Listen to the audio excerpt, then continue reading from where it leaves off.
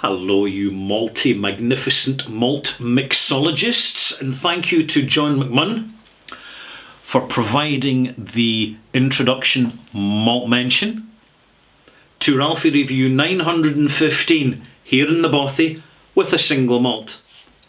Just to let you know, I'm doing an extended run of official bottlings reviews over the next 2 months. So we're really kind of halfway through February 2022. And for the next 2 months, right up to in fact about April, I'm going to be focusing on official bottlings and giving you my perception and opinion on them. And I started last week, very good start, in Ralphie Review 914 with the surprisingly good and absolutely delightful 10-year-old Port Charlotte peated Bruichladdich distillery offering. Nicely presented, very flavoursome. I didn't have the tin, of course. You'll notice the packaging's going for environmental reasons, as simple as that. And so you'll no longer see containers presented in the barrel. It'll just be the bottle, and I will only go with information in the bottle. And I know that some of you say, "Oh, Ralphie, you're not still chantling on about that," but there's a very legitimate reason for this, which you will hear about later in the year. I'm doing this for a reason. Anyway, at the moment, I have a slightly hazy. Can you see the haze in that? It's lovely, lovely haze. Tomatin. 2006 distilled limited edition, they say. Well, many bottles say that. Fino sherry cask, matured, 13-year-old, bottled at 46%, Tomatin single malt. Tomatin Distillery, big distillery, one of Scotland's biggest actually, which has spent most of its life producing contributing malts to established blends like, for example, Antiquary. Good blend. In fact, I'm thinking of buying a bottle soon to review for you. I won't add water just yet. This is, just to put into perspective, bottled exclusively for the UK market. But don't worry about it if you're not in the UK, because to be honest, you're not missing that much, and you'd be better going for the cask strength bottling of Tomatin if you want a decent one that represents good value for money. Now, Tomatin Distillery, big massive distillery just south of Inverness, on the left hand side of the A9 highway that runs up the trunk road that runs up the centre of the Highlands of Scotland. And it's very much a jobbing distillery, very friendly staff, and plenty of variety of their bottlings, both peated and unpeated, in the distillery shop. But, and here it comes, but Tomatin for many years was really only available through independent bottlers like Cadenheads and Gordon MacPhail for the simple reason it was a blend filler malt. It's never been noted for outstanding characteristics. The characteristics that it does have is a bit of barley grain, cereal note, appleish and sour. So you've got this sourness within the new make distillate. And this has been matured in a Fino sherry cask, which in itself is quite sour in its influence. So you've got a sour note in the distillate when it comes off the still, going into a cask which is a sour note from the previous content being a fairly acidic Fino sherry. You'll notice this when you get to the nose. The nose is quite sharp. If you want to be kind, you would say it's tangy. Initially it seems quite promising because that tanginess is quite inviting, it's spicy, there's a little bit of barley sugar going on in there. But when you nose it a little bit further, there's something slightly vinegar about it, malt vinegar. A light malt, or you call it cider vinegar. I'm going to be fair. I'm going to be fair on Tomatin. It's a cider vinegar note. And then when you have your first taste, this happens.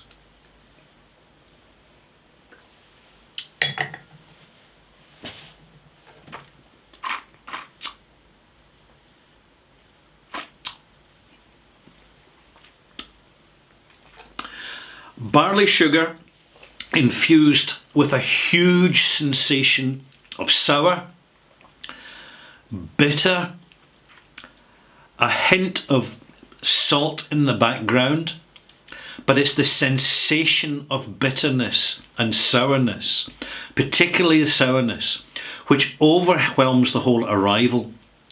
You could be kind and call it citrus, but no.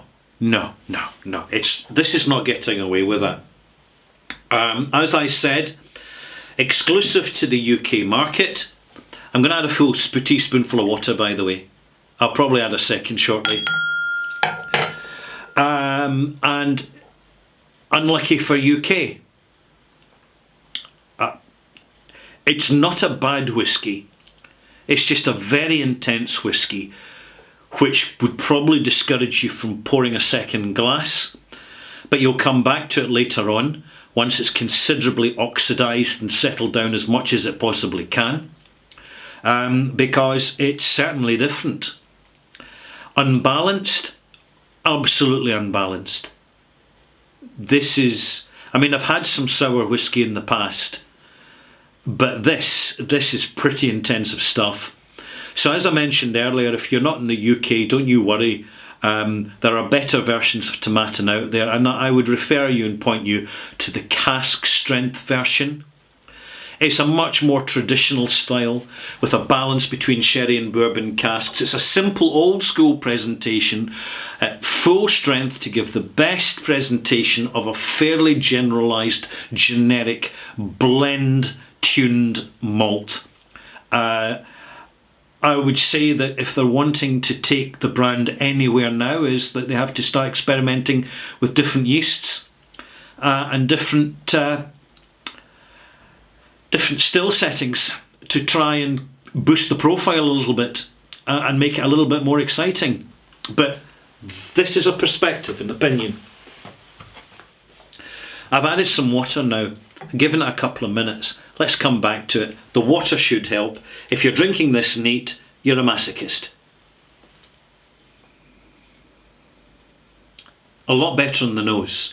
The apple's coming through, a little bit of grapes, a little bit of summer fruit, ripe summer fruit coming through. Soft barley sugar, a bit of sultana, vanilla.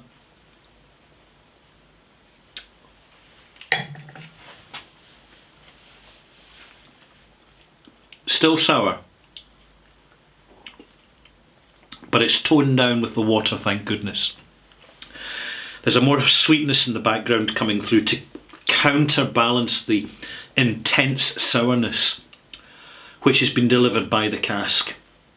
You see, the problem is when you have sherry casks, particularly in a hot place, and they've been emptied, the bacteria start to multiply as they feed off the sugars, and they produce acids as a byproduct, and the casks acetify. And what can happen is, if you simply use a cask or a series of casks, and it only takes one or two casks out of several dozen to be acetified, to throw the whole lot out. And this is why cask management is so damn important. And what you would do if you've got a particularly acidic cask, you mix up some bicarbonate of soda with water and you pour it into the cask and you slosh it about. Or you fill the cask right up to the brim with water and you just temper it down, and you partially neutralise the acidity in the cask using an alkali solution. You then empty it out, rinse it completely so it now becomes an empty cask again. Job done. It's not rocket science. It's what you do. Let's come back to this again, give you a wee bit more detail.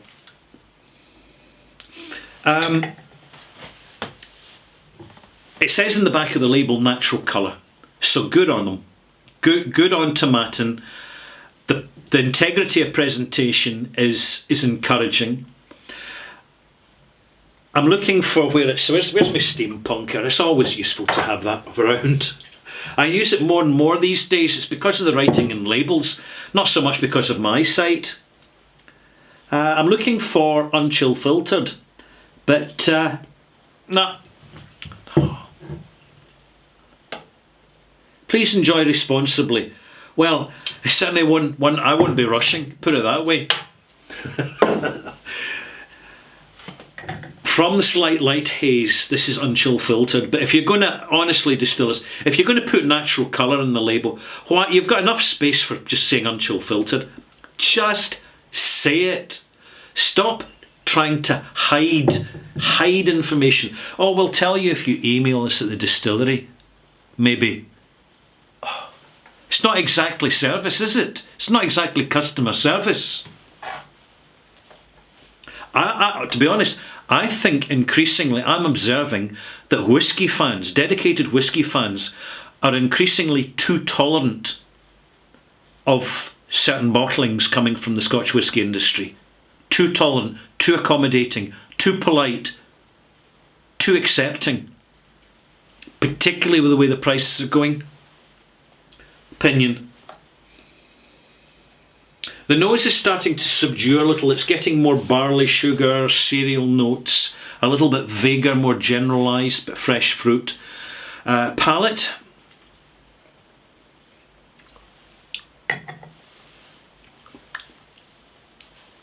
Much better. Quite a nice, delicate toffee note and fudge note.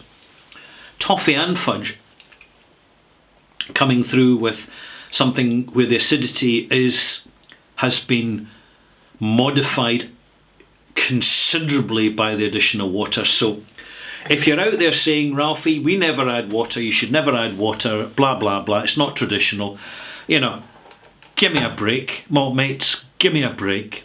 If we add water, there's very good reason for it. There's scientific reasons for it. So let's just throw that ridiculous old chestnut out of the basket that you never add water to whiskey. It's just bullshit. It's also personal taste. A little bit of Scotch mist appearing in the glass. I'm going to give it one more taste, because even after 5-10 minutes of adding water, the sensation is so dominating that it actually suppresses the other flavours that are coming from the spirit itself, because they've been swamped, and they're still swamped. And one of the reasons is because your sensation sensor in your tongue has been stung by the intensity of that sensation of so much acidity coming through in the flavour of this malt, and so much vinegariness, cider vinegar notes, as a result of which you're just not getting an accurate reading. The sensitivity of your palate has been disrupted because of the high level of acidity. But hey, UK market only, possibly because in Germany and France they just wouldn't accept it. They just would not accept it.